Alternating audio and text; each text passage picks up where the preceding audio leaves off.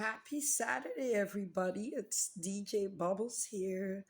Just wanted to share some thoughts with you today.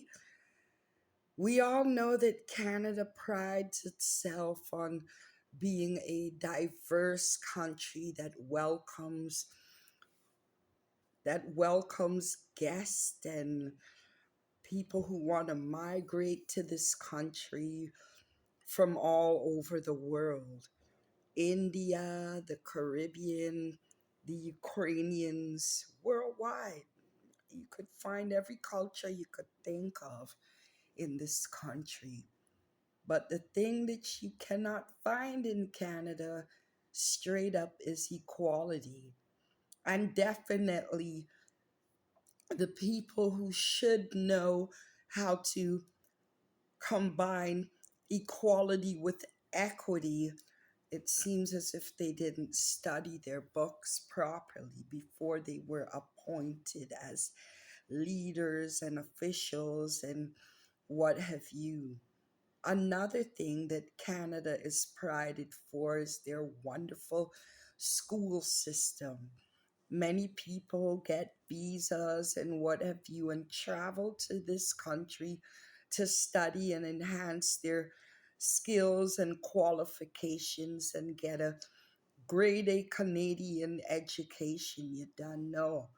But there's certain little things about coming to school in Canada that a lot of us truly don't know. I'm going to start with one of the most popular universities in all of Canada, and that's at York University. And I'm going to present to you just how uncanny the whole thing is about York University and what it means for the Caribbean community, especially for Jamaicans, for the reggae industry here in Canada. So, in 2017, a black doctor named Dr. Aime Avolonto, he is a black professor of French studies at York University. And he went through a lot of atrocities, being subjected to racist administration there at the university. So, what he did, he decided not to remain silent and hold the Fifth Amendment.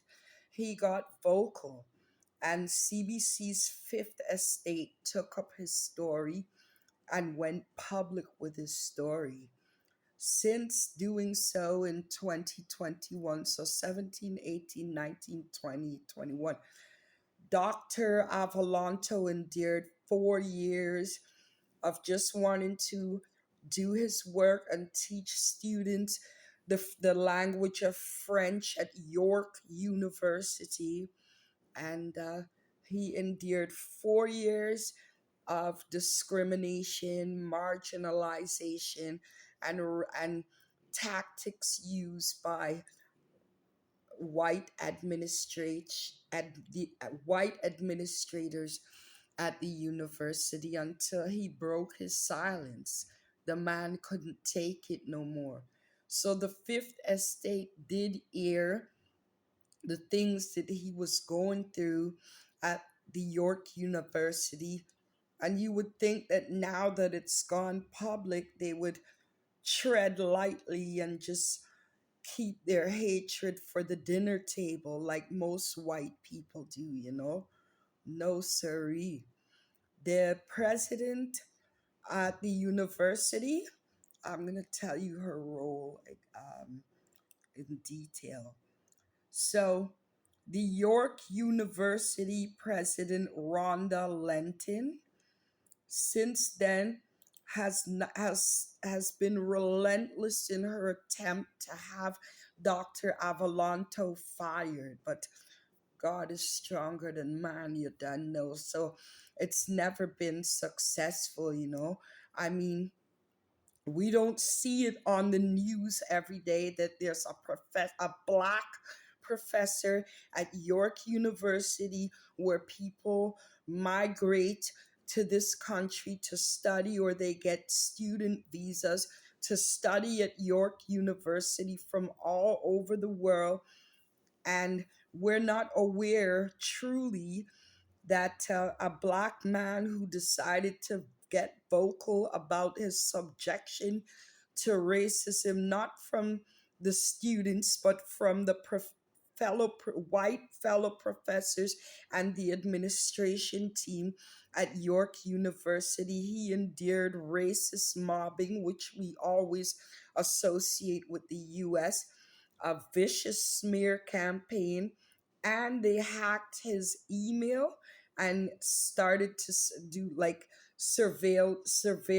of his email, and a multitude of false allegations were set against him.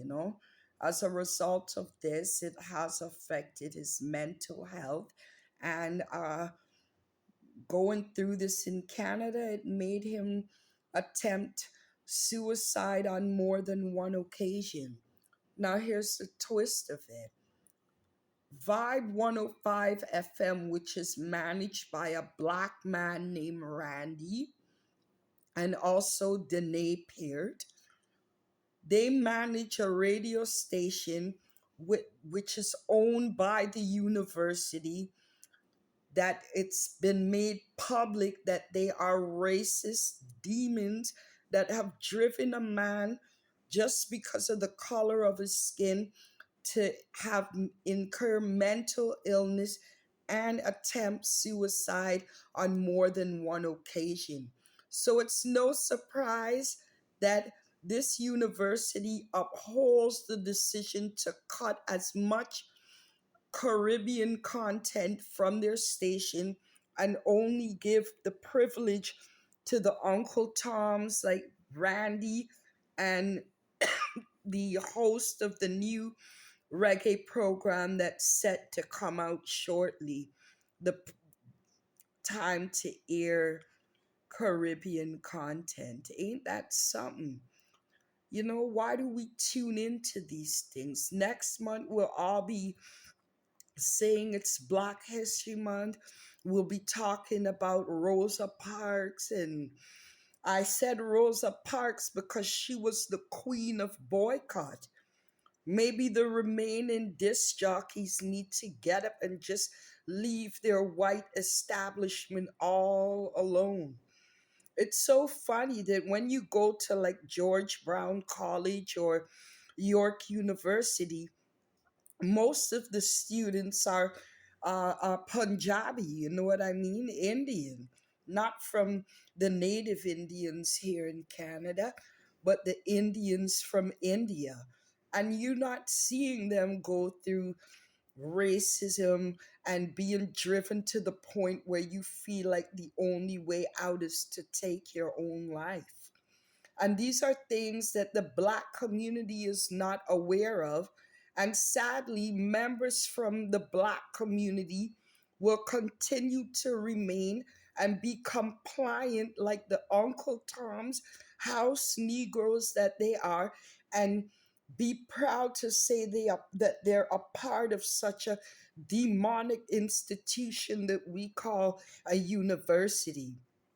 Another thing in relation to the hottest topic right now within the Black community, the case of the missing boys. I've seen some of the comments left by our very own Black people, and it's really, really sad. It is true. The Ku Klux Klan don't need to do anything more because they have willing Black participants who play the role of Uncle and Auntie Tom to the very end. I just wanted to share this with you. We think Canada's such a beautiful place. It truly isn't for a Black person. Dr. Avolonto, there's a petition on change.org. I'm hoping that you guys will support it. You done know. So, this is why Caribbean content has been eliminated in all ways possible from Vibe 105. You done know, because of racist demons like President Rhonda Lenton. You done know.